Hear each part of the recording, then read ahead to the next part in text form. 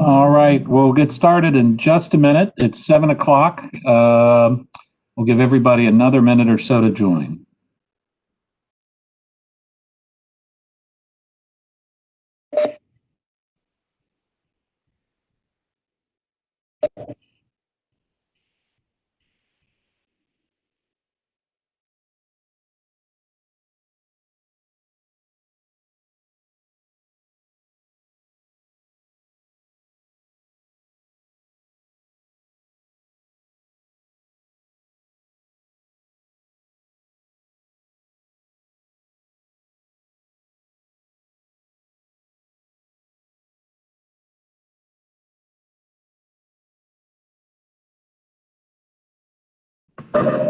Okay, well, let's go ahead and get started. Welcome, everybody. I'm Walter Alcorn. I'm the Hunter Mill District Supervisor, and welcome to my, and I think I'm counting correctly, fourth town hall of 2020. The first two were in person back before COVID. Since then, I also, over the summer on July 1st, did a town hall with our police chief, Rossler. And tonight, we will be getting a briefing from the Department of Planning and Development on zMOD, basically the update to the zoning ordinance. I want to thank the county staff that have joined us, and also everyone who is signing on as attendees. I did want to, before we get into the DPD presentation, just wanted to go over a few ground rules tonight. So I'm going to, in just a minute, ask Jose of my office to go over the technical ways that you can be identified and raise your hand so you can be called on when we get to the Q&A portion of the town hall. So Jose, I'm going to ask you to do that in a minute, but first of all, let me just go over the format tonight. So we will start out with a presentation by DPD on zMOD. Afterwards, I may have a question or two for DPD staff, and then what I'll do is open it up to participants, attendees who would like to ask questions. Jose, can you tell everybody how they can be recognized and communicate that way? Yeah, happy to do that. So there's two ways to get recognized. The first way is to raise your hand. So I will be sharing my event window right now.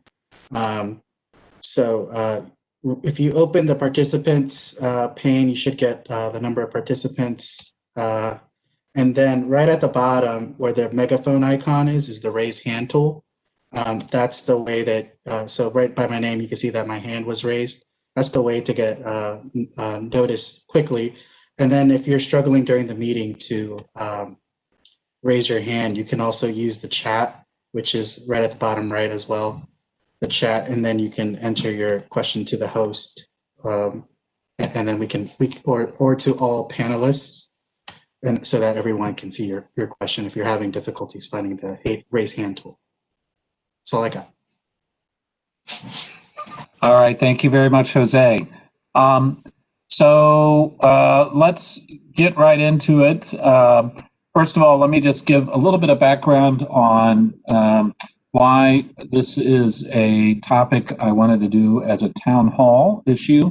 I have heard from a number of folks who have expressed questions, some have expressed concerns, and I've even heard a little bit of enthusiasm about this initiative. So what I wanted to do was to have the opportunity for folks to ask questions directly and to hear directly from the Department of Planning and Development, and basically have the discussion on the content of this big update to the zoning ordinance. So at this point, Carmen, are you going to take it over from here, or who's leading the presentation for DPD?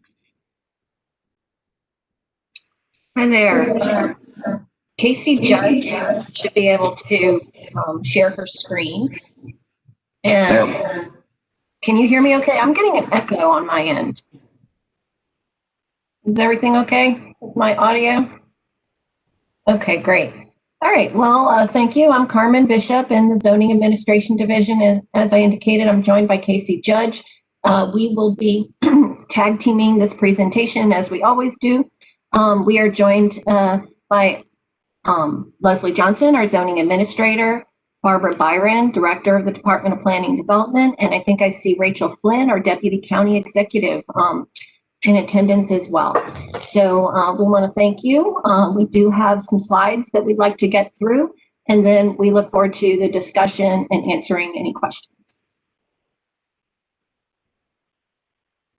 So we have been working on this project with our consultant, Clarion Associates, and with extensive community feedback for about 3 years now. We started with our project kickoff in January of 2018. And after some initial background work, then we focused on the use regulations part of the project. And we released those in installments. And then that resulted in a July 1, 2019 draft of the use regulations. And that draft was endorsed by the board on July 16th of 2019.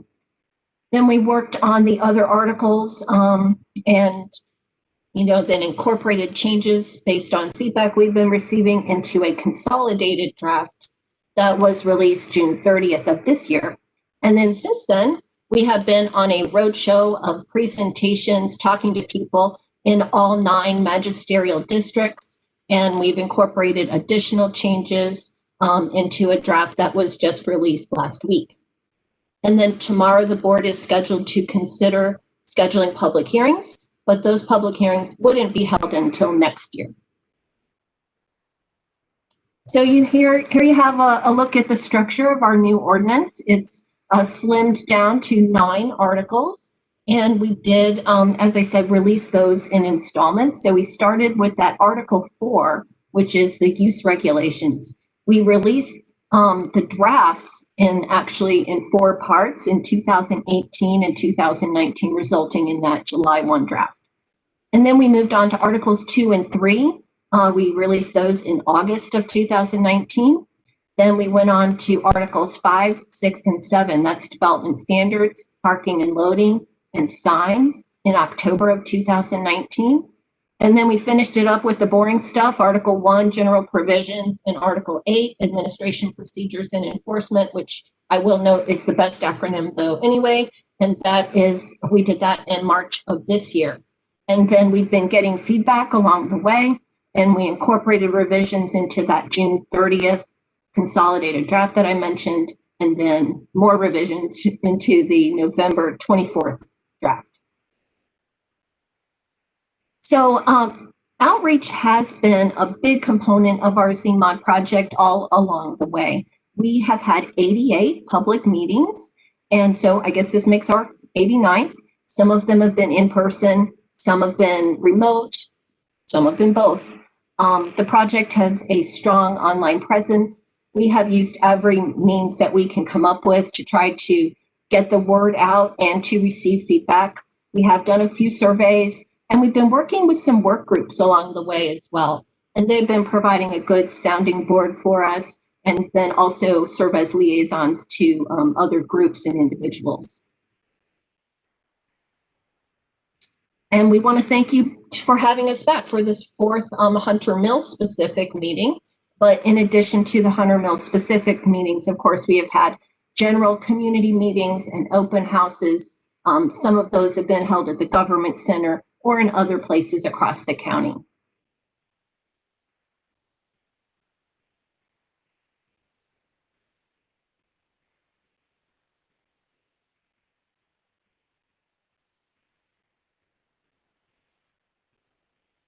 I don't know. Are we having trouble, Casey? I was going to let you take it for this part.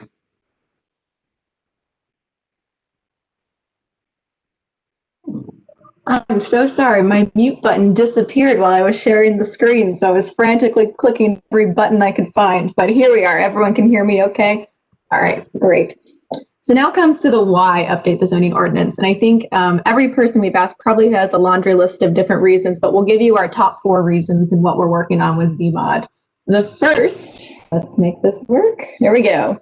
The first is that unintuitive format and structure that you see with our current zoning ordinance. So it is over 1,200 pages and located in 26 separate PDFs. Very difficult to navigate. So one of our main goals was to pull all of those different regulations together into one document that's streamlined, user-friendly, has hyperlinks throughout the document, so you can really, figure out where you're going, and it's not that scavenger hunt that we currently have. The biggest substantive change with zMOD is related to land uses and their related standards and definitions. In 1978, when our current ordinance was adopted, who could imagine electric vehicle charging or cat lounges or trampoline parks? We've really come a long way in Fairfax County. There's a lot of different uses that we just couldn't even contemplate when this ordinance was written. So we are working on substantive edits to those land uses and to the associated standards as well. We're also working on minor tweaks here and there, cleanup items, and fixing gaps and inconsistencies that have worked their way into the ordinance over the last 42 years. The current ordinance is full of legal jargon and antiquated language. You'll find lots of fun phrases like heretofore and notwithstanding, and sometimes you have to read the sentence 3 times before you figure out where you can put a deck in your backyard. So we really want to work on what we're calling our plain English effort. So, trying to make it slimmed down and a little more understandable. And then last but not least, I will say, if you ever tried to pull up your zoning ordinance on your cell phone, it is near impossible to navigate. So we do want to make this our new online platform very user-friendly, where you can pull it up if you're in the field on your cell phone, on a tablet, and not just your desktop or a paper copy. Part of that user-friendly effort does include tables and graphics that you'll see throughout our new draft. Here is just the R1 lot and building dimensional standards table. So it pulls all those different regulations that are kind of among many different pages today into one user-friendly table and then associated graphic. Speaking of uses and modernizing them, we have a bunch of different ways in which we are modernizing. Some are just getting new use names. So take the church, temple, synagogue, chapel, and other many different names of ways to have a religious assembly use. We're just saying, this is a religious assembly use. Let's just call it that. So we're doing that with a bunch of different uses, but we also are pulling out some uses that are either should be treated differently or we see as emerging. So just to give you a couple of examples, we have electric vehicle charging, outdoor commercial recreation, data centers, stacked townhouses, indoor commercial recreation, and goods distribution hubs. So they're just a few of our new and emerging uses that we're now codifying and putting into our ordinance. So another part of modernizing the uses is also updating standards. And here are a few examples of what we mean by that. So solar collection system, that's the accessory solar panels primarily to meet your on-site demands. And so that these can go onto existing buildings, we are including the allowance for solar panels to exceed the maximum building height of the zoning district by up to 5 feet. Now, food trucks, they're very popular, especially I think in the pandemic. We are proposing to expand the ability to have them to non-residential uses in residential districts. And this is such as a pool, a religious assembly, a private school. Now they would be subject to the same limitations as food trucks otherwise, like the 4-hour time limit. And they would also be subject to a 12 times per year limit. Now, if we've already heard from some places saying, hey, we want more than 12. And that could be worked into the special exception or special permit approval that's required for these non-residential uses. Another, very popular item right now is outdoor living. Decks are allowed to extend by a certain amount into your minimum setback. And how much depends on the use and the height of the deck. But if they have anything attached to the deck, any kind of lattice, planter box or anything, then they are not allowed to extend into the setback. And so we know that these are common deck features. So we are looking to allow some and still allow that setback that's allowed by the zoning ordinance. So we would allow lattice or what we're calling privacy screens below a deck, or it could be above a deck extending just from 2 sides up to a height of 8.5 feet. There could also be a pergola that's up to 8.5 feet and 3 feet wide, or the planter boxes, of course. Now, decks and patios that are at grade, that's what we mean by the 8 inches or less. We wouldn't treat those for the purpose of these deck extensions as subject to those setback limitations, and then they would be allowed to be anywhere in your side or rear setback.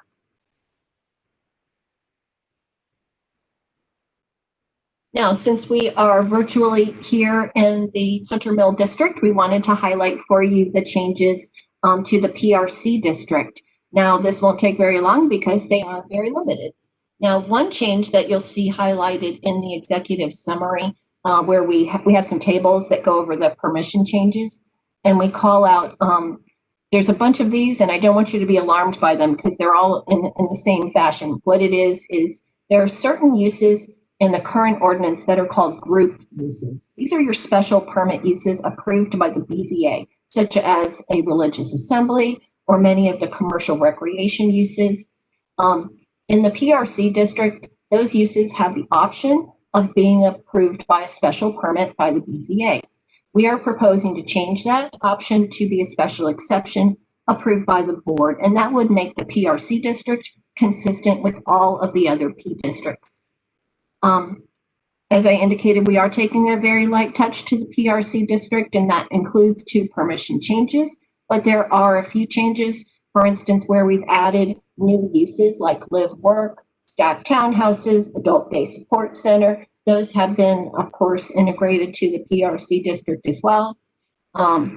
We found it was a little bit curious. There were some uses that are allowed in some of the PRC sub areas, but they weren't allowed in the convention conference center sub area that we are extending to that sub area, such as a helipad or a cultural facility or a museum. And then some of the consolidations that we're doing also affect the sub areas of the PRC district. But otherwise, like I said, very limited changes to the PRC. All right, so I know a lot of folks have been interested in this next topic, accessory living units. This is our new name for the current accessory dwelling units, and it has been the subject of a lot of discussion over the course of the project. Specifically, it's been discussed since April of 2019 when we first debuted some proposed changes. But many of the standards in the current ordinance are proposed to be brought forward. Specifically, you can only have an ALU with a single family detached dwelling, so you can't have it with a townhouse. It's limited to 2 bedrooms and occupancy by 2 people. If you want to have it in a detached structure, you need a minimum of 2 acres and that special permit approval by the BZA. The owner has to live on the property. There needs to be the allowance for legal inspection by county personnel. And then, of course, they need to meet all regulations for building safety, health, and sanitation. And then a couple new standards, and these were based on feedback we got during our outreach. We are proposing to require health department approval prior to issuance of an administrative permit if there is a well or septic system on site. And then also, this is language that is, it's also included for our short-term lodging. And so we would expand it to apply to accessory living units that you need to have a fire extinguisher and interconnected smoke and carbon monoxide detectors. Now we are proposing some changes, and those are focused on 4 main topics. With regard to process, we do recommend that an ALU that is interior and meets all of the standards be approved by an administrative permit instead of a special permit. This has been, a hot topic during outreach, with some in favor and some against. Those who have said they do not recommend this change have indicated that they want to know when an ALU might be going in next door, and they want the opportunity to participate in a public hearing. Staff support is founded on the objective nature of the standards and on a review of special permit approvals for accessory dwelling units that show that the conditions typically mirror the zoning ordinance requirements. But hearing those concerns, we do recommend that we advertise the option that the board be able to keep the special permit process if they so choose. Now, we've also heard concerns about enforcement. So we are recommending a change there, that the initial renewal be reduced from 5 years to 2 years, and then subsequent renewals could be up to 5 years based on the record of compliance. And this helps with enforcement because prior to that renewal, our DPD staff do go out and inspect to make sure that the ALU still meets all of the standards. With regard to size, we do recommend a reduction from the current 35% of the dwelling down to 800 square feet or 40% of the dwelling, whichever is less, for an interior unit. We recommend advertising the option that the entire basement could be used. And then, of course, there could be a special permit if someone wanted a larger space. For a detached unit, we recommend a maximum of 1,200 square feet. For occupancy, this has been another hot topic during the outreach. We do recommend advertising the option for the board to consider removing the requirement that someone on the property be 55 years of age or older, or a person with a disability. Now for parking, this is a change since our previous draft. We are recommending that one additional space be required for an interior unit approved with an administrative permit. So the way this works is a dwelling is required to have 2 or 3 off-street parking spaces, and that's based on whether it fronts on a public or a private street. And so before you could get your administrative permit for an interior ALU, they would need to show that they have 3 or 4 off-street parking spaces available. And there is a limitation on front yard driveway surfacing in the R1 through R4 districts to 25 to 30%. So they wouldn't be able to just pave over their front yard in order to meet this requirement. So as I alluded to and mentioned, in some cases, we are recommending to advertise a range of options. And this means that during the public hearing, the board would be able to weigh and consider all of these options. They would be within the scope of advertising. So for the administrative permit, the board would be able to go with the administrative permit proposal or keep the special permit that's in the current ordinance. We are recommending to advertise a range for the sizes.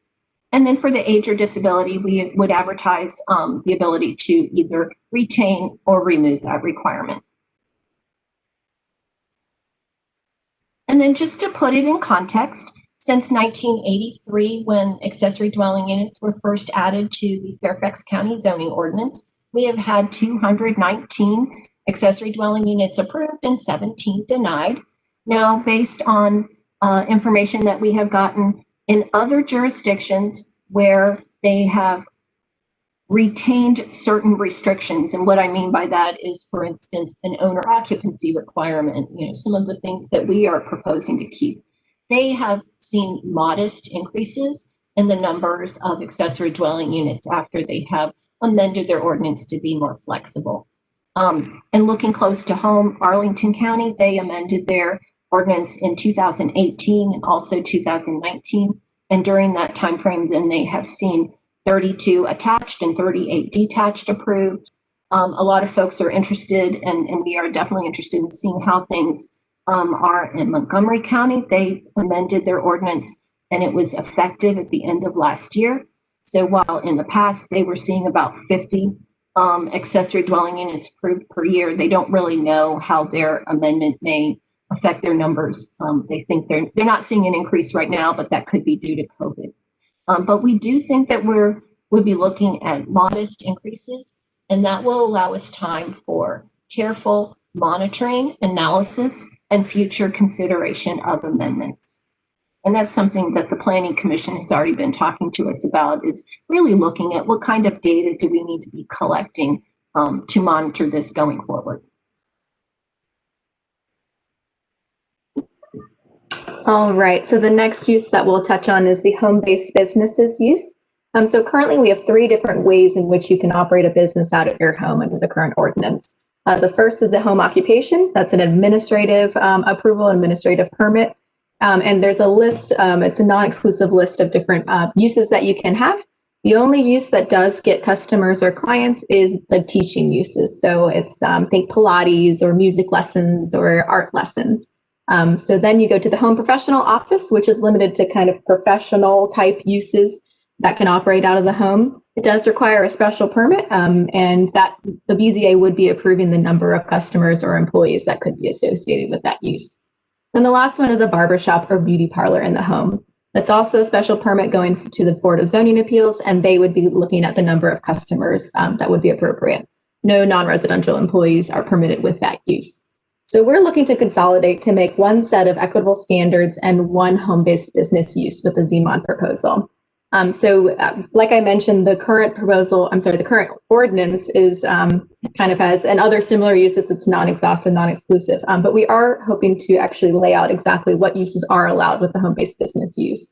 So we're looking at the instructional uses like your exercise related and your teaching, office uses, repair of small household items, so like musical instruments or watches, a barbershop or hair salon, but we would not prohibit any nail services associated due to ventilation concerns, as well as any massage services, since those cannot be licensed out of the home. And we are looking at allowing sewing and tailoring, and both retail and production of handcrafted items and home-based food production would be limited to off-site delivery. So we wanted to recognize that we do have a ton of cupcake makers and jewelry makers out there in Fairfax that want a space to get started, but recognizing the residential character of these neighborhoods and making sure that we don't have people coming and going all day long. So here we go. So in terms of standards, we had previously proposed that for the single-family detached dwellings, they could have the same permissions that we have given to the teaching uses today, which was 4 at a time and 8 in a day. But we did receive concerns about parking, traffic, and impacts. So we have now proposed to reduce that for all dwelling unit types. We are looking at proposing the 2 at a time for customers or clients and 6 in a day. They still would need the appointment only and spaced out 15 minutes apart. We proposed to allow 1 non-residential employee with a single family detached, but none for all other dwelling unit types. We propose a maximum size of 400 square feet and require designating a parking space. Just like the ALU provisions, we do want to include, or we have included a range of options for the board to consider. So in terms of the size, we propose to range from 200 to 750 square feet. Number of employees, we have included a proposal to consider allowing an employee with a single family attached dwelling or non-single family detached, essentially. And then in terms of customers at a time and customers in a day, we have proposed a range from 0 to 4 at a time and 0 to 8 per day. So that gives the board some flexibility during the public hearing process. So I'm just going to go through a quick scenario on how to use the new zoning ordinance draft. This is one of our favorites. We love looping pets in whenever we can. So we did get a use in the Braddock district a couple years back.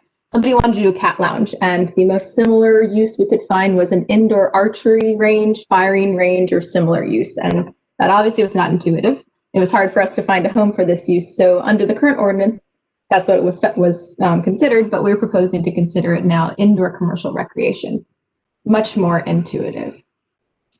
So if you go to our website, it will look a little bit different now because we have linked to the board item, but you can click and see our latest and greatest draft, that November draft. So this says June, picture it saying November, but we do have a cover memo that highlights all of the notable changes since from the current ordinance to the proposal. Our table of contents is hyperlinked. So if you're looking for uses, you're going to Article 4, that's all things use related. We have our general provisions, and then we describe how the uses are broken down into overarching use classifications, use categories, and then individual uses themselves. That's how we're grouping them. So here you have the gold bar, that's your overarching classification, followed by the bone bar, which is the category, and then each use listed out with their permissions. So we're going to be looking for the commercial use classification for our indoor commercial rec. So if you scroll on down, you'll see all these different uses with the zoning districts along the top, and then how that use is permitted in each district, either with a P for permitted, an SP for special permit, SC for special exception. And then the far right-hand side, you have use-specific standards. So we do have hyperlinks to those, so you can click and see how, when, why, where is the use permitted. So if you click on over, that'll take you to the use-specific standards. And so we have certain ones that apply to all of the uses, no matter how it's permitted. certain ones where it's by right, and certain ones where it's by special exception or special permit. So one of the great things about our new zoning ordinance is that we have defined all of the uses. So this is going to be really helpful for people using the ordinance, for us making determinations. So in Article 9 with our definitions, you can see the indoor commercial recreation use. Gives you examples of what that could possibly be, how it could operate. So this is a really exciting thing about our new ordinance. And Carmen mentioned some of the timeline. We have released that new draft that is included in the board item, which is linked on our zMOD webpage. We are hoping for board authorization of public hearings tomorrow. I believe 2 p.m. is when the board meeting starts. And we are targeting January 28th for our first Planning Commission hearing and March 9th for our first board meeting. If the board does act in March on the zoning ordinance, we would be recommending a delayed effective date of July 1st. So that way we can train everybody, we can do outreach, and we can get our forms updated. And most importantly, and probably most excitedly for us, is our online platform. We have a really great group that we're working with to get it populated, to make sure that our draft is not a static PDF like we have now, but you can search through it, link through it. All the figures look great. So we are really looking forward to having this thing online and pretty. There are many ways for you all to get in contact with us. We have our DPD zMOD comments email address that Carmen and I take turns checking every day. We have our Fairfax County Zoning Facebook page, our zMOD website itself, which was included in the video, and then feel free to call us too with any questions, comments, concerns. So with that, I will turn it back over to Supervisor Alcorn. Thank you. Casey, thank you very much. Thank you, Carmen. Very good job summarizing that. I do want to just a couple of points before I open it up for questions from folks in the audience. And looks like Dennis Hayes has already figured out how to raise his hand, so that's good. Dennis, you'll go first. For folks that want to ask a question or make a comment, please do use the raise hand function. And I do want to point out as well, Casey, I believe you showed how folks can go to the website and get to the ordinance. I do recommend there is both an executive summary and there's some background information at the beginning of the document. But then it's rather long. It's about, I think, 40 pages, but there's a very good discussion of the changes in the proposal from the current zoning ordinance. So I do want to point out, whenever we look at any changes to the zoning ordinance, it's very important to keep in mind what is in the existing zoning ordinance, because particularly when looking at a set of changes this large, it can sometimes be forgotten that we're not starting from a blank sheet of paper, that actually we do have, as you said, I believe a 1,200 page zoning ordinance currently. So as we go through the Q&A tonight, I may pipe in and ask for, if it's not been mentioned, I might ask for a description of what the current zoning ordinance is. And I'd also, 2 more points before I call on Dennis. Your notation about some things that exist in the economy now that don't exist in the zoning ordinance. One thing that struck me as I read the background and discussion of changes, actually just last night, was the data center example. And currently data centers are addressed in the zoning ordinance like telecommunications facilities. Is that correct? Yes. And just so everybody knows, telecommunications facilities now can go from literally a monopole to a 100,000 square foot data center. So I think it's a good example of how there really do need to be this set of updates. I know there's some concerns and some issues associated with accessory living units, and I'm sure we'll hear questions about that tonight and have some good discussion, as well as on the home-based businesses. But I want everybody to keep in mind there's also a good amount of stuff in there that looks to me, at least at first read, like pretty common sense updates. So thank you to DPD staff for pulling this together. And at this point, Dennis, you are number one on the list. So, Jose, if you could unmute Dennis. And one last thing, we are scheduled to go until 8:30, so we have almost a complete hour for Q&A and discussion. And I would ask folks if you could keep your questions or comments to no more than 2 minutes or so, if possible, because we want to make sure we give everybody a chance to ask a question or make a comment. But Dennis, the floor is yours. Okay, thank you, Walter, very much. Appreciate that and everything putting together this town hall. And I also like to thank the county staff for taking time to meet with us here. This evening, I'm speaking on behalf of not just the Reston Citizens Association, but also quite a number of Reston associations, Reston, Reclaim Reston, Reston 2020, our friends in Campus Commons. We heard from Reston Association last week. And all of us have gotten together and discussed this, and we have a number of issues I'd like to bring up.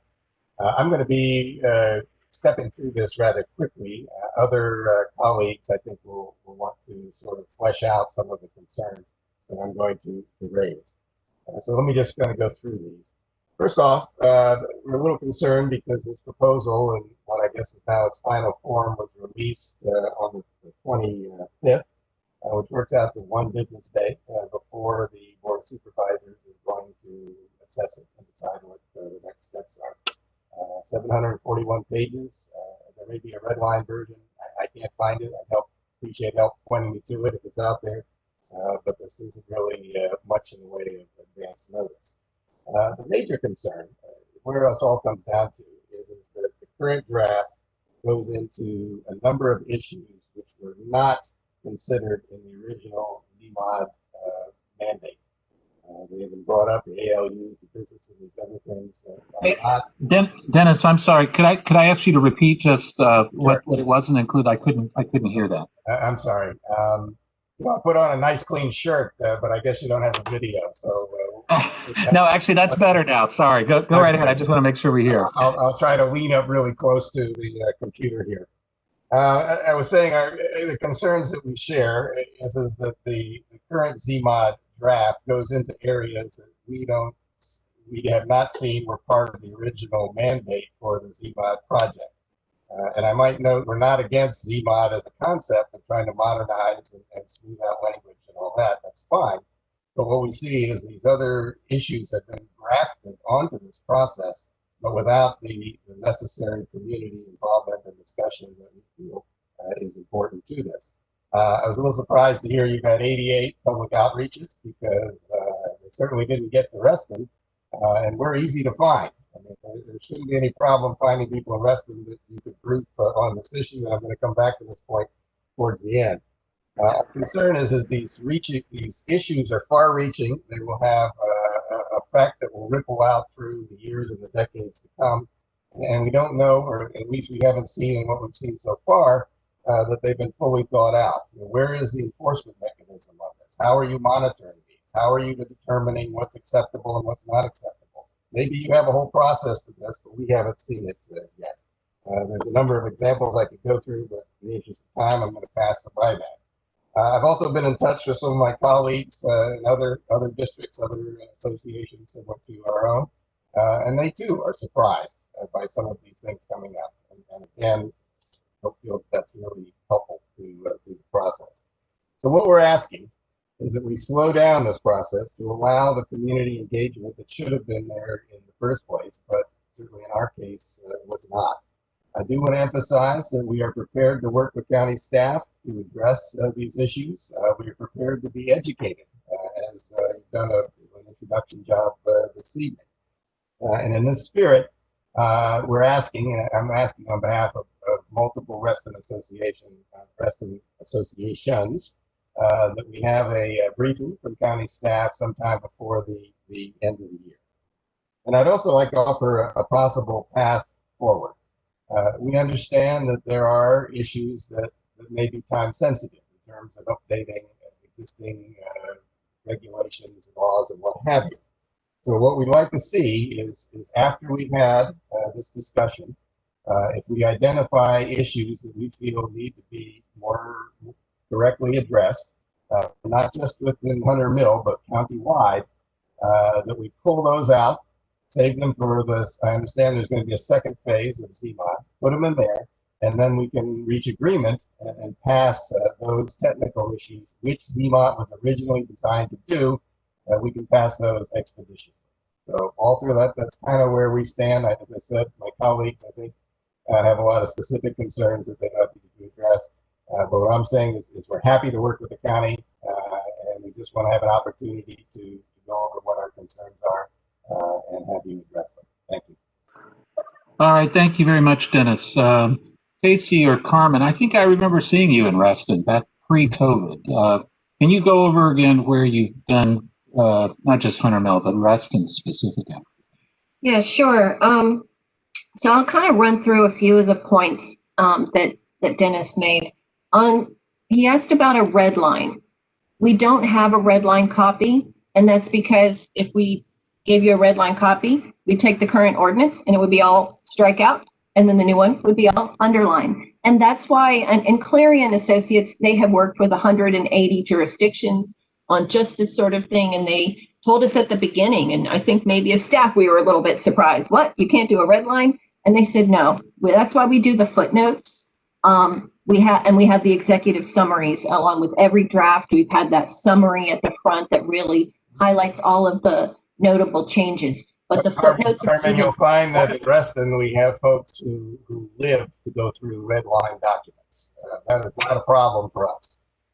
Well, I would suggest the footnotes are a great resource. Lots of times when Casey and I are looking to find, somebody will say, where did section, 2-504 go? And then if you type in the section number into the find box, sometimes that is a great way to find things. But anyway, we don't have a red line. It wouldn't work with this kind of a rewrite and reorganization, but we do have other ways. That's a minor point. That's fine. As to the timing, I went over that earlier in the presentation. We have been at this for about 3 years. We did meet with the Reston P&Z group in 2019, and then again just in September. But we are happy to meet with anyone and everyone. Casey and I have, that's what we want to do. And we have gotten so many great ideas from our community meetings. So we are happy to do that. Please just send us an email to that DPB zMOD comments email box, or just directly to me or Casey, and we'll be happy to schedule that with you. Thank you. And let's see, what else? As far as the pulling things out, that's where we have tried to capture, when we're hearing a lot of community concerns, that's what we are doing with those advertised options. So that means that at the end of the day, when we get to the public hearing, if the board thinks that certain changes are not ready, then we hope that that's where we have advertised, maybe we're going to keep the current approach. And so that's where it's important to identify those things. And we work with our county attorneys on the advertising very carefully, so that they keep us on the straight and narrow in terms of that. And I just want to say, maybe one last thing as far as the slowing down and the staff outreach. I mean, we have really worked very hard. I feel like maybe it came from Barbara, the board. I feel like from the very beginning of zMOD, our marching orders were to really step up on the community outreach, and we have done our very level best. We have met with people, in lots of different ways across the county, but we're happy to continue doing so. And if the board does schedule those public hearings, they won't be until next year, and we are happy to continue all of the discussions in the meantime. Thank you, Carmen, and thank you, Dennis. There was a discussion at the board's land use policy committee about, a month ago. I believe it was the October 27th meeting. For those of you that are interested in whether the board is going to move forward and advertise this tomorrow, you really should go back and take a look at it. During the discussion at that committee, I raised the point that some of the elements of this proposal we may want to pull out for whatever reason, and consider separately.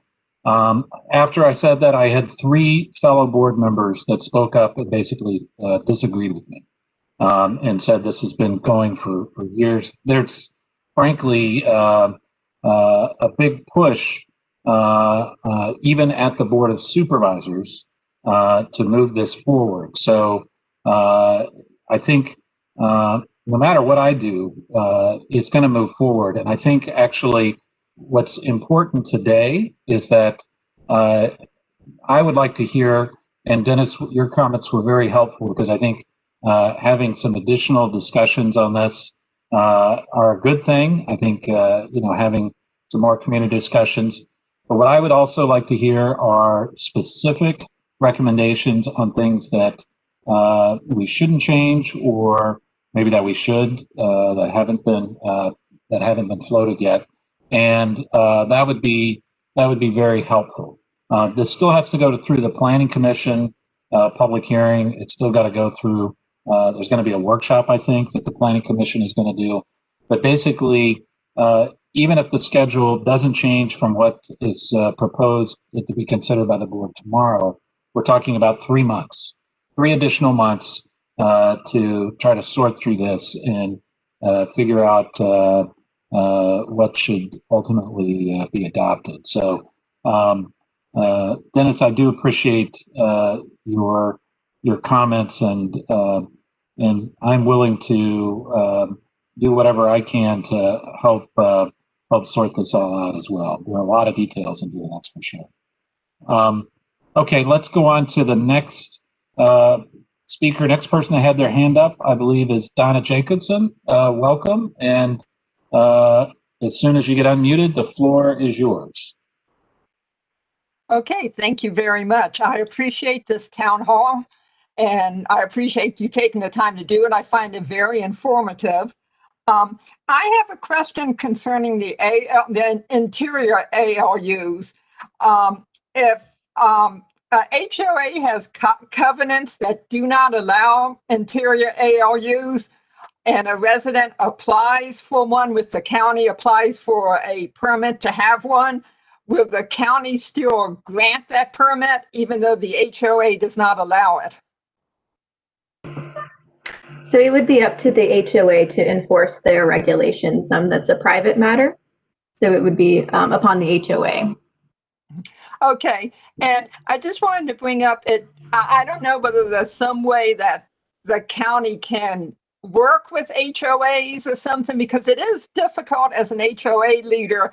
The residents come back to you and say, well, the county allows us, why can't we do it, and so forth. And I don't know if there's some way that the county could just have a list of HOAs that do not allow this type of activity. Donna, this is Leslie Johnson. As part of our follow-up outreach, once if the board adopts this new ordinance, we know that there's going to be a lot of information that we need to get out. And so some of the things, and ALUs will be one of them, depending on what the board chooses, which path they choose to go. But we could ensure that any kind of publication that we have, and we did the same with the short-term lodging amendment, that our website and that our publication materials have information that they need to check with their HOAs because they may have rules that would preclude it. So we are more than willing and happy to work with groups to ensure that we can, get the word out and to provide that information that they do need to check with their HOAs on all sorts of, whether they can put up a deck, an addition, all of those things. So we can definitely include that type of information on our website. Okay, thank you.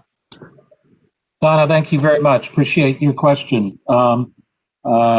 We have somebody who couldn't figure out how to raise their hand, but contacted Jose. So Annie, can you go ahead? Annie Schaffner, I believe. If Jose can unmute you, then I believe the floor should be yours.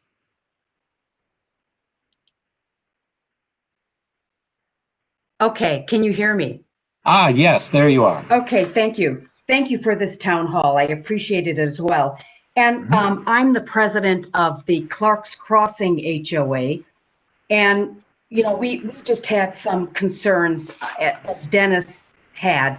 Ours are especially with the accessory living units and the home businesses. And one of the questions I had was, I had heard that for home businesses, there was going to be, owners were going to be allowed to have signage up to 12, a sign up to 12 square feet. And I am very concerned about that, because that would just change the whole character of the neighborhood, to be driving through a residential neighborhood and be seeing, you know, 4 by 3 feet signs for all these home businesses. So that's a huge problem for us. And then also some of these issues with these accessory living units. But it seems to me, from Casey's remarks in response to Donna's comments, that we could, our HOA covenants could take precedence over any kind of county allowance. Is that correct? Am I, so I'm correct in saying that? So Yeah, Leslie, you want to take that? I'm sorry. That's all right. If we do have concerns and we want to limit what the county is trying to put through with this whole zMOD effort, we could do that. That would be within our rights, legal rights, to do that. Yeah, Leslie, do you take that on? Sure.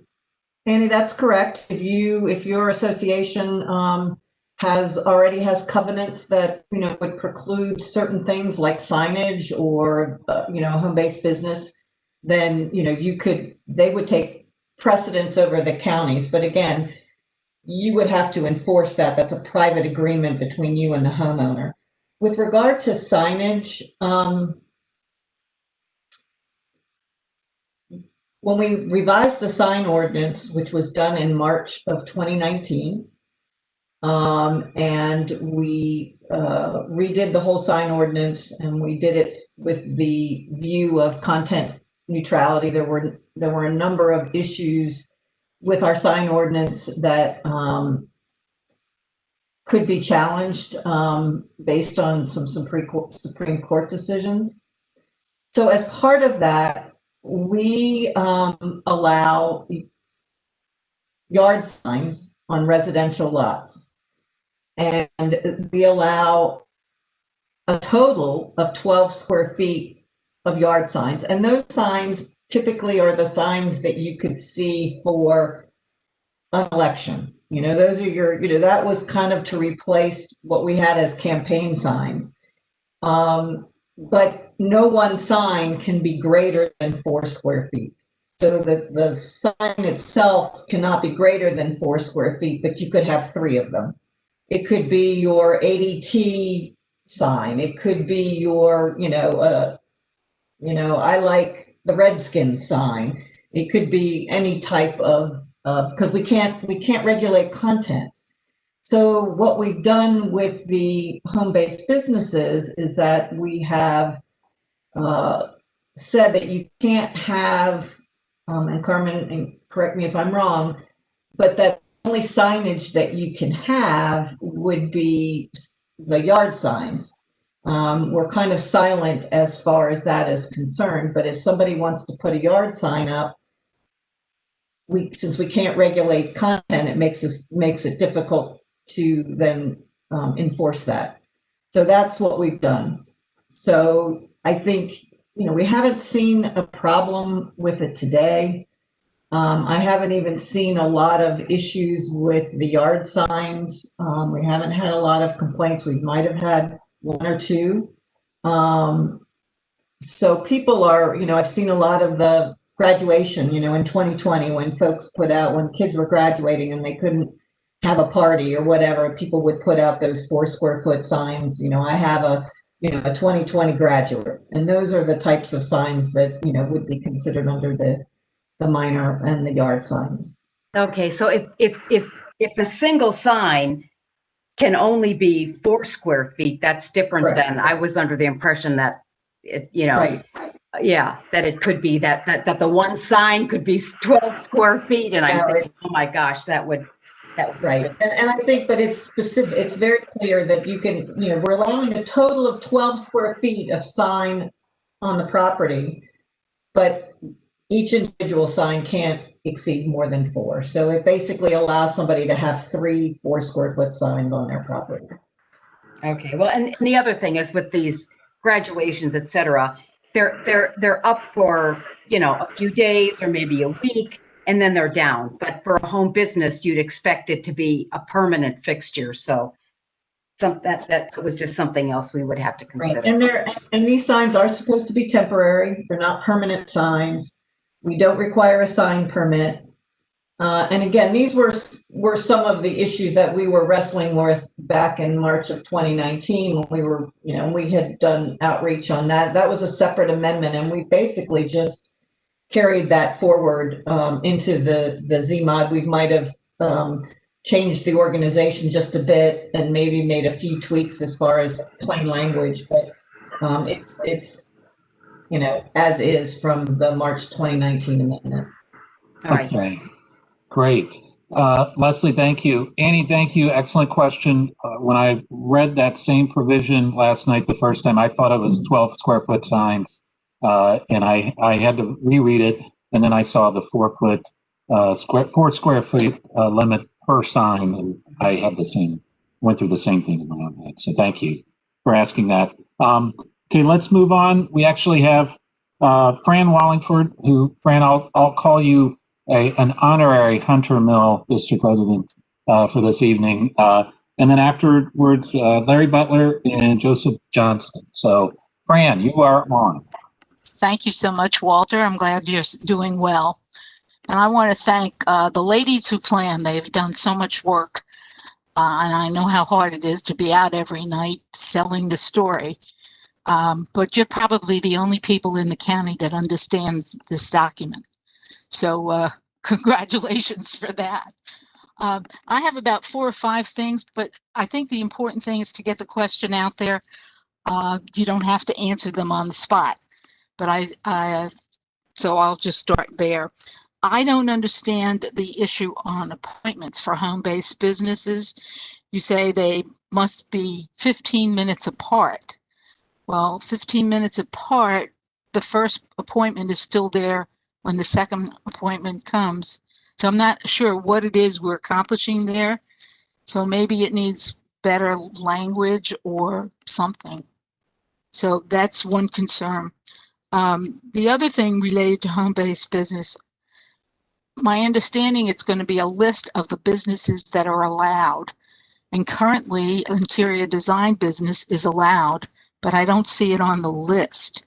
So are there businesses that are being taken off the list that we're not aware of, or should we be combing the list to make sure everything that's supposed to be there is there? So that's another question related to home-based businesses. And then my big issue here where we live is parking. We don't have any place to park legally. And that's a big issue. I'm not sure where you expect us to go. We don't have curb or gutter. We have ditches on the side of the road most of the places. And so according to the law, you cannot park on the hard surface of a road that doesn't have curb and gutter. So where are we going to park? That's another big, big issue for our neck of the woods. And Walter's been around that neck of the woods, and he can vouch that we have that problem. And everybody walks in the street. So it is an issue. The other thing that I happen to see in there is that in some cases you are allowing structures to be built to the property line. I don't understand how that structure will be maintained, because if it's on the property line, then it means you have to go into the neighboring property to maintain that side of the structure. Does the county have the authority to do that, to force people to have a neighbor use their property for maintenance? I'm not sure how that all works, but it is, it's a concern. There's a liability issue. There's a whole bunch of things that go with that. Again, I'm not sure how we deal with that. The other thing is, we talked about getting the notice out. And in the past, when we had something this big, the county sent out snail mail. They sent a newspaper kind of thing to every property owner. So there was some sort of confidence level that everybody was aware that this is happening. And as much as you've given, almost 100 meetings and reach out things, my guess is half of the county doesn't even know this is happening. And so that's worrisome because these things will impact them at some point in time. Maybe not much, but they have a right to know that this is happening. So those are my major concerns. And I think, Walter, you're slowing down a little bit maybe makes sense. Maybe some of these very technical ones we pull out and defer the decision on those. I think you could get support for that from the public that I've been dealing with, but we'll see what happens. Thank you. Thank you very much, Fran. Love your neighborhood, by the way. Thank you. So I don't know, Leslie or Carmen or Casey, I don't know if you want to touch on, actually I counted 5, not 4, but Sure. Please go ahead. Just a couple of things. First, I'd say hi, Fran. Fran has been a wonderful member of our citizens work group, and she has helped us along the way. But as you can see, these are difficult topics, and that doesn't mean that we all think exactly alike. That certainly is true from our staff meetings as well, but we do appreciate all your help along the way, Fran. You're welcome. The appointments, we'll go back and look at that language, but this is something that is often included in even development conditions, like for a home childcare, for instance. And so that's where we were drawing this from. And the idea is that it would be spaced so that they're not overlapping by 15 minutes. So we'll relook at that language. I'm glad you brought that up. Because that's how that helps the parking issue Sure. as well. As far The as number your of cars on the road, it helps in a number of different ways. And the clearer we can be with the language, we all benefit. That's the way I look at it. And every time somebody, asks us this kind of question and it gets us to go back and look at it again, we've been making things tighter and tighter and better. So we appreciate that. We'll double check that for sure. The interior designer question, those are typically considered an office use under the zoning ordinance, so it would be allowed. And as to your question, should you be looking at this list very carefully? Yes, you should. Please do. One other thing, in the past, it's been a personal service. It hasn't been an office use. So that's why. I think interior designers are typically office under the zoning ordinance. And if I'm wrong, I want Leslie to correct me. Okay. For parking, for the home-based business, they would need to designate where a parking space would be available. So if they don't have one, they shouldn't get their home-based business permit. Maybe they've got a long driveway that they could park in, but if there's no available parking, then they're not a good place for a home-based business that has customers. And let's see, structures to the property line. That's from the current ordinance. So currently you can have a shed up to 8.5 feet in height that can be anywhere in your side or rear yard. And likewise, you can have other accessory structures up to 7 feet in height, anywhere in your side or rear yard. And we were just combining those two groups and changing the height allowances a bit, but that's not a change. Do I, as a homeowner, think it's smart to build your shed right on your property line? I do not, but I'm just, it's something that's in the zoning ordinance that there's no specific setback. So anyway, that's all I have for a response. Well, just one comment. Just because it's in the current zoning ordinance doesn't mean it makes sense to be able to build all the way to the property line, and all of a sudden you're forcing somebody to use somebody else's property to maintain that structure. So maybe that's a separate issue that gets put on a work program or whatever, but it doesn't make sense to me. I don't think the county has the authority to force somebody to allow other people to use their property. There's a liability issue. There's a whole bunch of issues associated with that. What if I have plants over there and they want to put up a ladder in order to paint their structure? They're going to refurbish the backyard or the side yard there in order, there's just too much there. So I think that needs a look at whether it's in the current zoning ordinance or not. I think it's an issue that needs to be addressed. Thank you so much. I appreciate this opportunity. Thank you, Fran. Appreciate everything you do and have done for a while. You're making a difference, and you have for a long time. Okay, Larry Butler, then Joseph Johnson, and then Gary Moffett.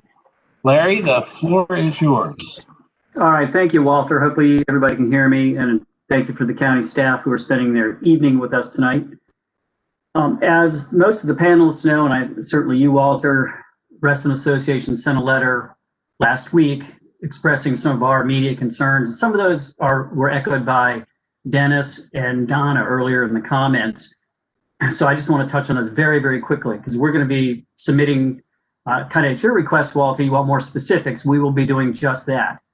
But with respect to timing, it's a huge document. You now got kind of the final draft that's going to be, vetted by the Planning Commission, presumably, and the board, but also the public. And it doesn't give the public a lot of time to really look into that. And our main concerns are where the nexus is for things like the ALUs, home-based businesses, with respect to the PRC zoning and the covenants that Reston has. And I know there's other HOA reps here. I think we have some of our board members on this call as well. So we're really interested in what we're going to be looking at are the specific impacts to the PRC district and what that means for us. And for Resident Association, one of our concerns, both with the ALUs and home-based businesses, is with the administrative approval. How will we know, and somebody mentioned this earlier in the comments, how will we know when one of those is coming through administratively? That impacts our membership, our voting, because they're tenants get to vote in Resident Association. So we've got to look at all those implications. And so the tracking mechanism that the county deploys or employs is going to be really critical for us. And then there's the overall density question in the PRC. Even though the numbers the county presented, not a whole lot of them since 1983, we're bumping up against that cap on the 13 persons per acre. So how will this impact that in the long run? So we need to study that in more detail as well. And so going back to what Dennis said initially in the very first comments, we think perhaps parsing out some of this for further examination as we get into it over the next, month or so, and perhaps taking up the county staff's willingness to meet with a subgroup here in Reston, because the PRC district is a different animal. And I also want to go ahead and put it out on the table that of particular concern to us with the ALUs is the potential waiving of the 55 plus or disability.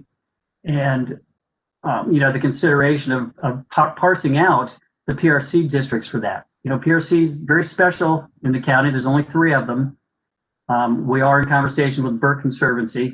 And, perhaps there's an opportunity where the PRC, because it was such a specifically designed basis to begin with, can be considered not having, those particular requirements waived. So I just kind of put that out there right now. But again, as per your request earlier, we'll be getting back to you and county staff with more specifics. Fantastic, Larry. Thank you very much. Appreciate those comments. Carmen or JC, anybody want to comment on that? Sure. This is Leslie. Leslie Johnson. I wanted to address Larry's comment and then regarding the density as it relates to the PRC. And as an accessory dwelling unit, part of it's accessory to the principal use of the single family. It is not counted. It has never been counted as a separate dwelling unit and would not be counted toward the 13 persons per acre. So I just, when you have an accessory use, it's not a separate entity, you know, so it's part of that principal use and we allow it. So I think from that perspective, it would not count towards the 13 persons per acre. You know, with regard to the waiving of the 55 and the disability and what impact that might have, you know, I certainly can appreciate those comments, but you know, I just wanted to make that clear that it's not a density issue at all. And just to add on in terms of the tracking, so these administrative permits, I'm sorry, can you hear me okay? Okay, these administrative permits will be included in our new Plus system, which is going to be our new online database. So you will search on these types of applications and to, you know, monitor where and how they're being issued. We're also looking at doing like a GIS layer that shows you geographically where these administrative permits are issued. So hopefully that will help with your tracking concerns. Okay, good. Thank you very much. We have 6 more people lined up to speak. So I want to try to move it along here a little bit, and hopefully we can get through all of those. Next, we have Joseph Johnston. Then we have Gary Maupin and either Bruce or Jody Bennett, I'm not sure. But Joseph, go on ahead. Thanks, Mr. Alcorn, for your proactive approach to the zMOD amendment. I'm a president of the Board of Trustees for a 1,400 single-family homeowners association. I applaud your direct approach to these changes. I agree with you that there has not been enough discussion about the significance of these changes, especially as it relates to the HOAs.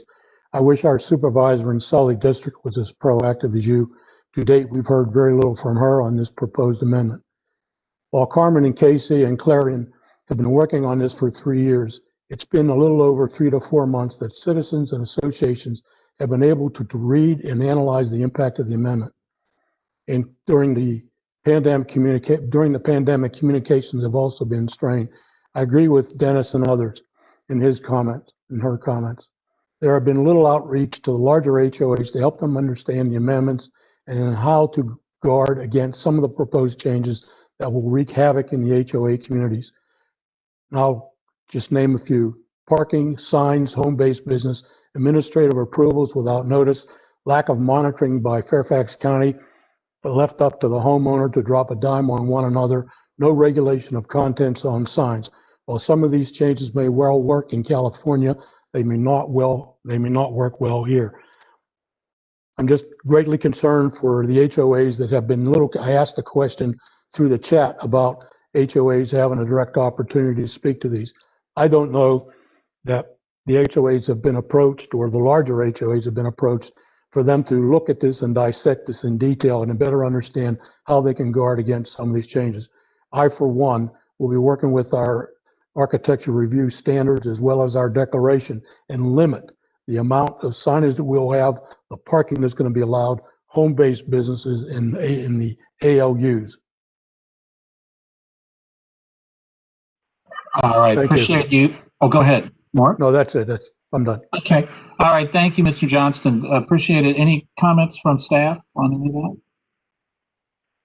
Okay, let's keep on going. Thanks for being here tonight. We've got Gary Maupin, then Bruce Bennett, and then I think Lynn Mulston. So Gary, go right on ahead. I'll agree with all the other speakers today. I think this is a major public policy change that hasn't had the full, participation of all the people in the county and the homeowners associations. And I really think a delay would be appropriate to do that kind of thing.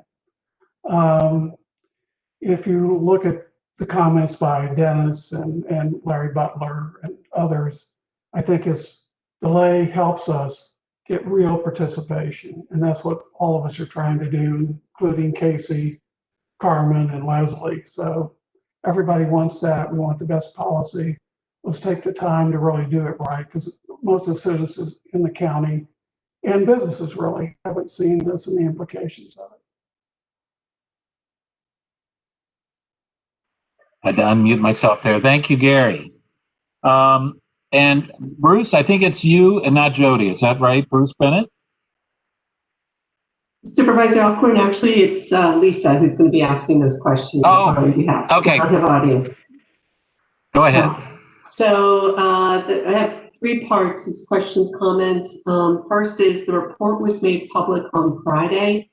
1 business day the BOS will address. This is so totally unfair to the constituents. Second part is in this presentation, there was information regarding advertised options for business. Did you provide in the presentation the advertised option for ALU units? If no, not why? And finally, is there going to be any restrictions on how many ALUs permitted in a neighborhood by percentage?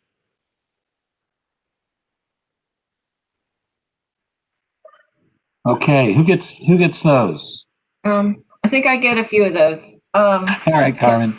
So as far as the advertised options for the accessory living units, yes, we had that slide in the presentation, but it's also in the executive summary.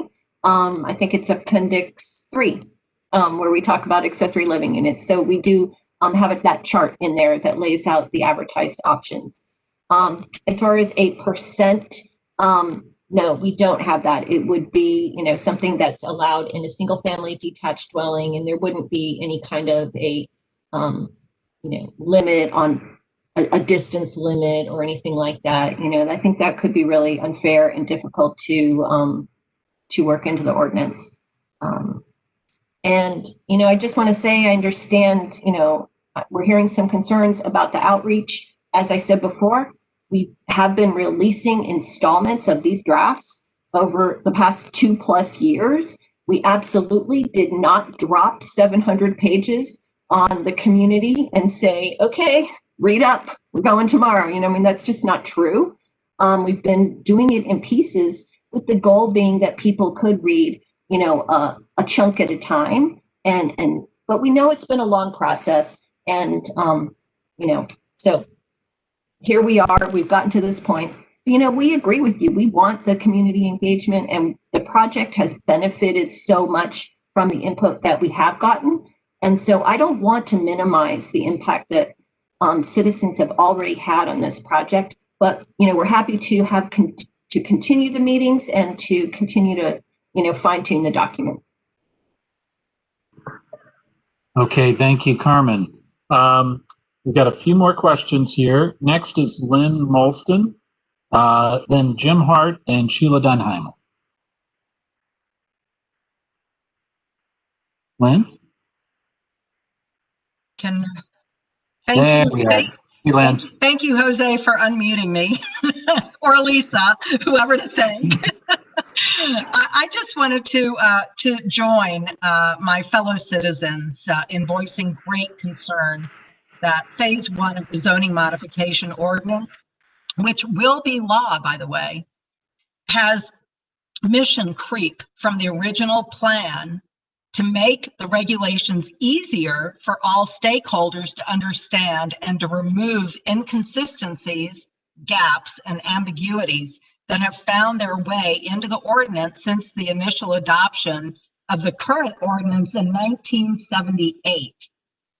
But a change like this really needs more citizen involvement than normal, not less. And it seems that the less is what we've been getting since COVID-19, because our citizens are otherwise predisposed to taking care of other issues. We are not getting the full attention of this community that we need because of COVID.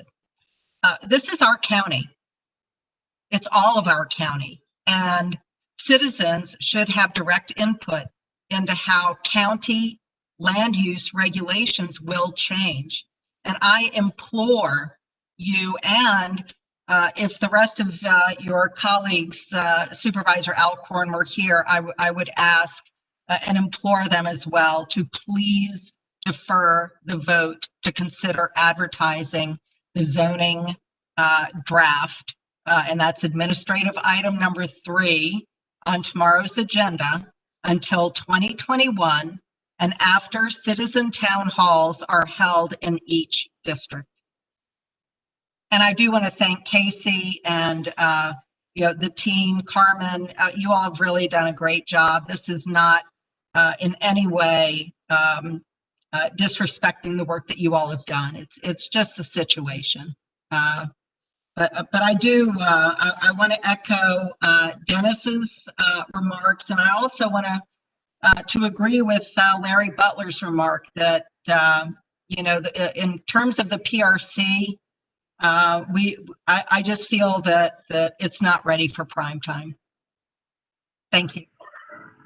All right, Lynn, thank you very much. Appreciate your comments. Jim Hart, then Sheila.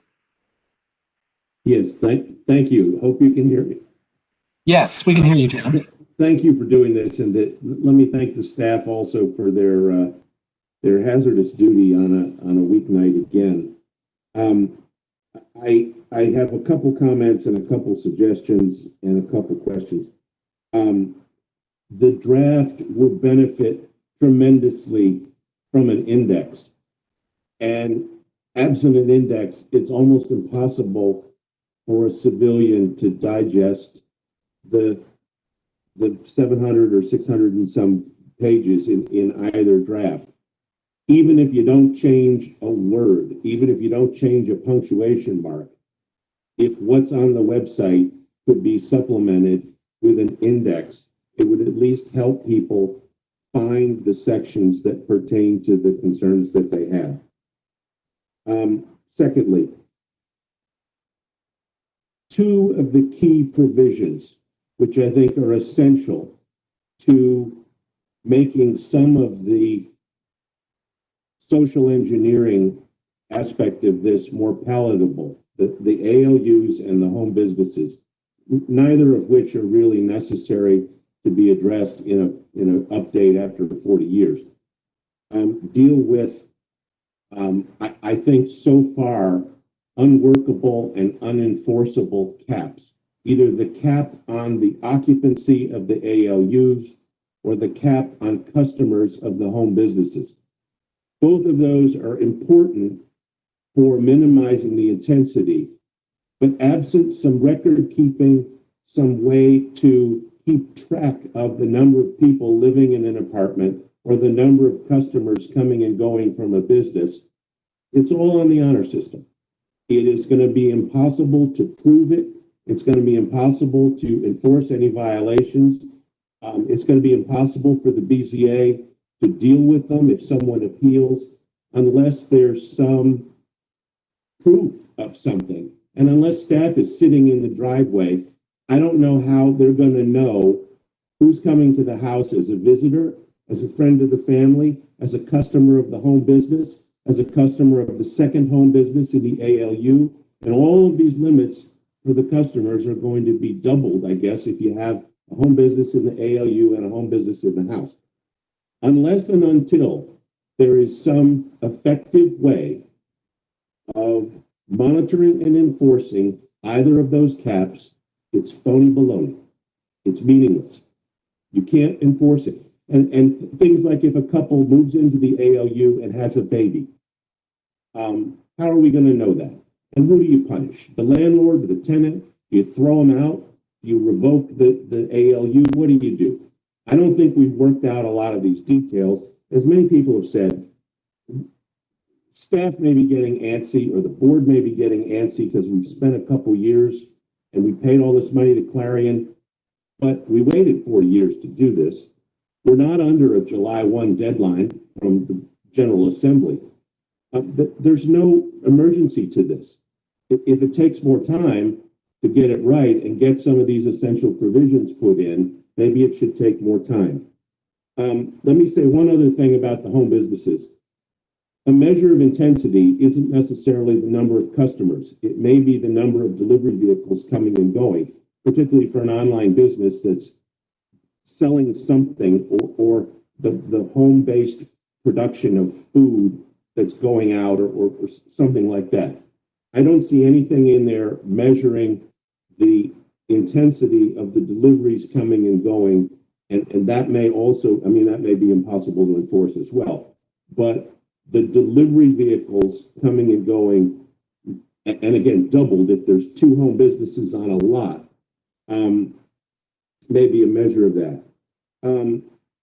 I live in the RC district, and I appreciate being able to call to the next district over on one of these. And I did send in a couple questions, which I don't know if they've been answered yet, but I have an environmental question. And for certain types of home businesses, like a beauty parlor or a barbershop, I think they're probably using chemicals, bleaches and dyes and hair straighteners and some semi-toxic stuff that's going into the septic tank, going into the drain field, going into the groundwater, getting into the food chain, and there may be some cumulative effect of chemicals over time if there are home businesses using those chemicals that are on septic. And I don't see anything, maybe there is some way to measure that and limit that, but if we're allowing home businesses on septic, what chemicals are going into the ground? What is the cumulative environmental effect of doing that, or 1 in a house, or 2 in a house, or 2 in every house in the neighborhood? Should there be some limitation on what chemicals are allowed for homes on septic as opposed to public sewer? And I've got other questions. I've sent staff a few, and I'll shut up. But those are my suggestions and my question for tonight. All right, Jim, thank you very much. It's anyone, Leslie, Casey, or Carmen, you want to address any of Jim's comments? Sure, I will take a stab at some of them. So in terms of the index, we do have a table of contents that we actually have expanded in response to a comment about things being hard to find where they are in articles. So we have expanded that table of contents, and the search function is really great. So if you're looking for a specific term, you can go through and search in the PDF. Our online platform will actually allow us to auto tag common terms. So we call it a freestanding accessory structure. We can tag it with shed. So you'll be able to find things throughout the ordinance, even on, kind of the layman's terms. In terms of the unenforceability of the accessory living units and the home-based businesses, so we do currently have similar provisions today that we are able to enforce, especially with the home-based businesses. The home occupations do allow for the 4 customers at a time and 8 in a day when you're having the teaching. And I know Carmen actually did have an application in the Hunter Mill district where code compliance went out and kind of did a stakeout and counted people and was able to determine that they were indeed in violation. So between that and the current 2 roomers and boarders that are permitted with an administrative permit in your houses, we do currently have, those standards in today's ordinance that we will continue to enforce. For the home-based businesses, we did limit the size of delivery vehicles, understanding that we didn't want things like tractor trailers, things that are greater than 28 feet in length, to be able to deliver to the home-based businesses. We didn't want to limit a number of deliveries because especially during this pandemic, everybody's getting deliveries every day. The FedEx truck is most likely already going down that route, or the Amazon truck to drop off those packages. So we did not include a limitation on that. And lastly, in terms of the environmental effects of like a barbershop or beauty salon, we do think that this is limited in scale. So the amount of normal common household chemicals that would be going into the system would be limited. So we don't think that that would pose an environmental impact. So I think I got them all, but let me know if there's any other outstanding ones. Okay, thank you, Casey. Sheila Dunheimer, and we're actually running towards the end of this, but we have 2 more people that have signed up. And actually, we have one other question. We're going to run a few minutes over, and I don't want to run too much over. So let's go ahead and Sheila, go ahead. The floor is yours. Can you hear me? Yes. Great. First of all, thanks Supervisor Alcorn for setting this up and for opening it out to anybody across the county. We appreciate that. And before I forget it, just one thing I'd like to throw out, Casey, with the environmental aspect of the chemicals is because as you know, in Hunter Mill, in our area, there are a lot of people that have private wells. And so they're dependent on good groundwater. And so maybe a consideration that for some of those also that they have to be connected to public sewer and public water. At least that would ensure some additional safeguards for groundwater. So the other thing I wanted to bring up, and this was another issue that came up on Nextdoor and highlighted it, and I know I sent a message to you and to Jose. It was a Hunter Mill resident that happened to mention and question the whole process of how code compliance just showed up there at their door and asking if this was a common practice. And so within 24 hours, I got 90 comments on Nextdoor, which is high. And it highlighted that it is a topic of people have a lot of questions about, a lot of concerns. So this dovetails on what Jim Hart was saying as well, and realizing that a lot of this, if it is by right, we've been told there's going to be a heavy reliance on code compliance to be the police and the enforcement, when there's a lot of inefficiencies in that process now. And I've talked to Jack Wyant, the director of code compliance, as a result of my letter, and understand, that they have been involved in reviewing a lot of these recommendations and had some input in it. But I think in general, just the whole code compliance process, citizens would really appreciate a public hearing on that. He said right now, there wasn't any budget for adding any additional bodies and things like that for enforcement. He implied that over the last at least like 5 or 6 years, it's been pretty constant as far as the number of inspectors and complaints that they've had. But I would posit that that's because of the process. Now you get notice, you have input, you have, upfront oversight by citizens. If that's removed in some of these processes, your complaints are probably going to go up. And so I think that, in tandem, we need to look at code compliance as well before we make some final decisions on a lot of this that could be banking heavily on their performance. So thank you. Sheila, thank you very much. Appreciate your comments. Any comments from staff on that? All right, let's, I believe we have another question from someone who couldn't work the audio. Lisa, do you have a question on Carol Turner's behalf? Yes, I do. The question is, who asked for the ALU change from special permit to administrative? Why is this a must-have change? Did Clarion change it because other cities in the U.S. have? Clarion is not the residents of Fairfax County. According to the survey you did, more people are against ALU changes than are for it. All right, thanks. Any historical background, Leslie, on this? This predated me. Actually, this is Leslie Johnson. Actually, it wasn't Clarion that, suggested the change. I mean, they gave us feedback and gave us information on what was occurring across the country. And this is probably, the ALUs and the HBBs are the two probably significant changes that we are making as part of zMOD that, are not a carryover.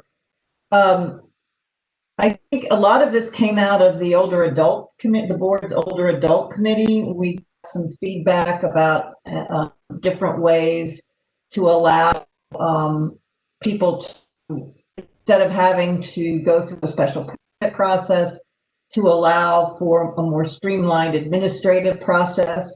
The removal of the 55 and plus issue, that actually came from some of the board members at an earlier, I think it was back in March or last year, from some of the board members. That was this year. You're right, Leslie. Yeah, I think it was in, February or March of this year. So we added that as an option for consideration.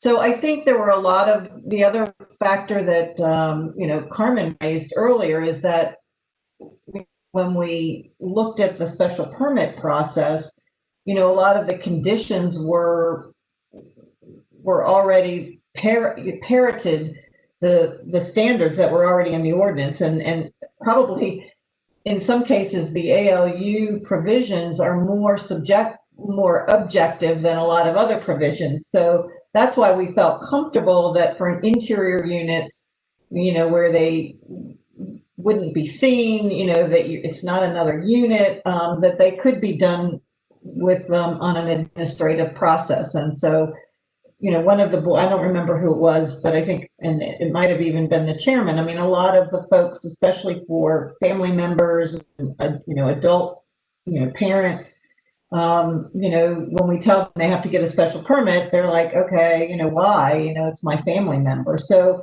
again, there were a lot of factors that went into doing, recommending and coming up with this administrative process. So I hope that at least clarifies some of the background. Thank you, Leslie. Appreciate that. And we do have 2 more people that have raised their hands. I'm going to call on them, and then we will wrap up. A few minutes late, but thanks everybody for your patience. We have Jennifer Juszczuk and Tammy Petrine. So Jennifer, once you're unmuted, the floor is yours. Thank you for letting me make some comments, and I'll go quickly. I think one of the things that I've been hearing, and I feel like I've been reading in the document, is that accessory living units are a way to make more affordable housing in Fairfax County. It's a mechanism to do that. But we're also hearing that the population is going to be increasing in Fairfax County over time. So as the population is increasing and we're creating more affordable ways for people, mechanisms for people to actually live, you are in essence affecting the infrastructure. And I think that, and also the makeup of these neighborhoods. So I think that's why accessory living units keeps coming up over and over again in people's comments tonight. And I think we need to decide, is this an affordable mechanism to get, more people in, or is this is that the driver behind this change? Because I think that was one that we were not expecting to see. My second thing is, in the PRC charts, it just feels that there are a lot of things in there that were not formally allowed, but now are allowed. And I think that will certainly affect homeowners associations and their covenants, and trying to get all of that in play before this would pass. And I've been someone that's been following the different releases of the documents, but I think that there is, until you really encompass or see the whole draft, which we got in late June or early July, you don't really have the opportunity to analyze the full effects of them. And I think that's also why you're hearing a lot of public comments about it feels rushed to us. And I guess my last comment is, the thing that's most frustrating to me in the short term is that the Board of Supervisors is taking this up as an administrative action to approve the public hearings.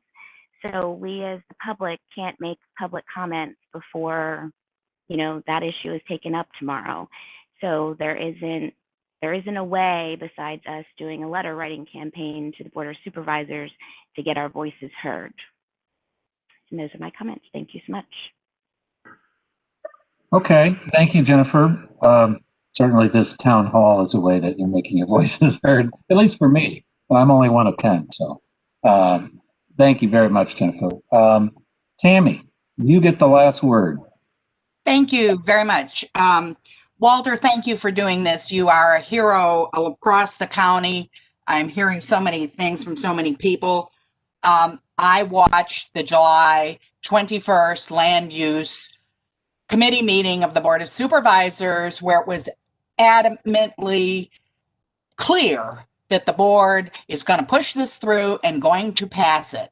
And I appreciate you speaking out and holding out hope and letting us have a talk. To the 3 ladies of the zMOD crew, Carmen and Casey, you have been penultimately responsible and polite, etc., etc. I know Leslie wants to retire, so she wants this passed.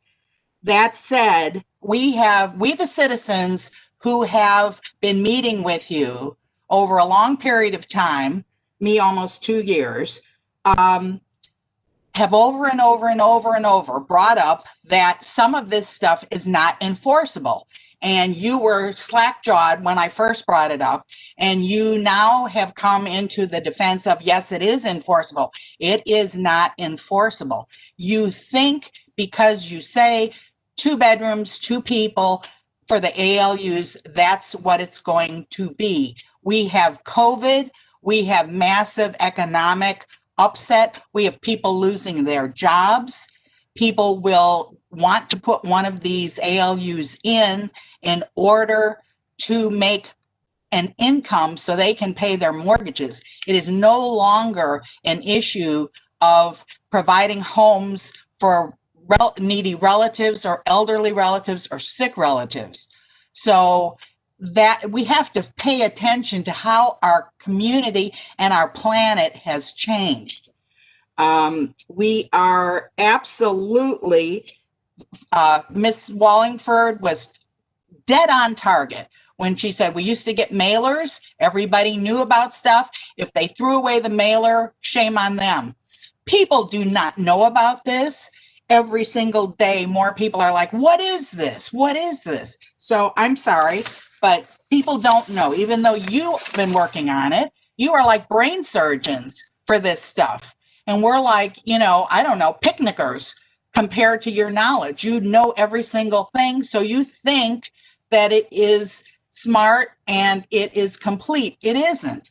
And it's just already there's a confusion about are ALUs affordable? Well, if you want to make affordable housing, put something in the code that says that rents have to be limited. They're not affordable, they're market rate. And even the supervisors are confused about that. The supervisors were saying on July 21st at that meeting, they were conflating of ADUs with ALUs. So that's a crazy thing. Lastly, I am outraged that the answer is that homeowners associations have the legal and expensive responsibility to police members when you could easily say, if your covenants do not allow this, you are not allowed. We will never know if and when this passes to be an administrative decision. Lastly, on the administrative, are you guys legally certified to be making these statements? You're not, the staff is not elected, and then you're deciding who can get approvals. I want that to stay with the Board of Zoning Appeal, that is selected by a court and our experts. So those are some of my concerns. You've heard a lot of them before. I'm sure you're not surprised that I'm irritated, but thank you, Walter, for the opportunity. And I thank all the other commenters who have brought up very salient points on this. Thank you. Thank you, Tammy. Appreciate your comments. We've run 13 minutes over. I told everybody we'd be done at 8:30. We're a little past that.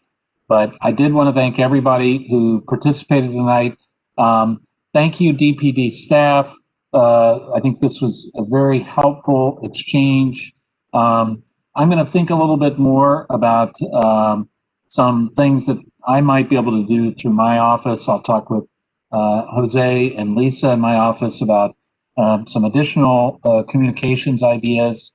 But I would encourage everybody to, we had a number of speakers not from Hunter Mill District tonight.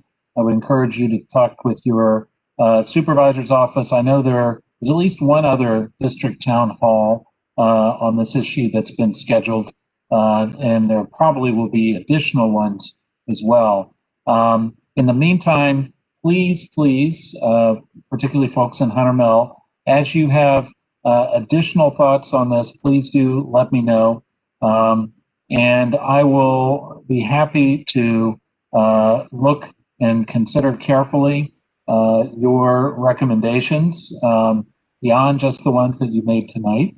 And I think there are some additional things that I want to look into in terms of particularly how some of these changes I guess, our changes from our existing zoning ordinance. So that's, for me, that is going to be a major consideration as we look at this, to make sure that any changes we make from our current zoning make sense. So I know that's something that the DPD staff has been working on. That's something a lot of you attendees and members of the public have been very much focused on, and I do appreciate your input and your thoughts on this, and please do keep them coming. So with that, it's now 15 minutes after when I said we'd be done. But thanks everybody for doing this, and please stay involved and look forward to our next town hall. Thanks everyone.